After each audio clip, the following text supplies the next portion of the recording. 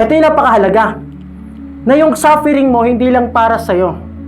I mean, meron siyang greater purpose. Ba't ko pa nasabi? Sabi dyan, 2 Corinthians chapter 1, 2, 3 to 4. Bakit ko nasabing may greater purpose ang suffering mo?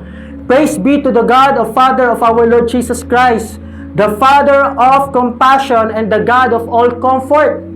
Yes, nakakaras ka ng suffering.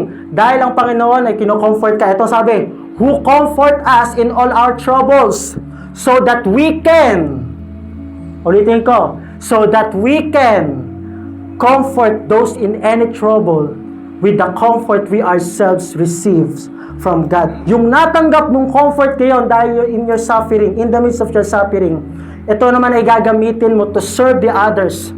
I-comfort mo sila sa kung ano yung natanggap mo na comfort na galing sa Panginoon. So what it means, mga kapatid, ano man yung suffering mo ngayon, in the past weeks, in the past years, that is a great testimony.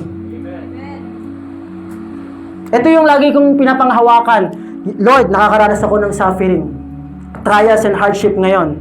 But I thankful, Lord God, sa gagawin mo. Because itong suffering na to, sa susunod na mga buwan, susunod na araw, testimony ko. Amen.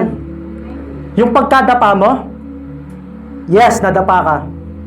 Pero kung magbabalik loob ka sa Panginoon at magsisisi sa iyong kasalanan, gagamitin ng Lord John para maging greatest testimony mo, para i-testify kung gaano siya kabuti.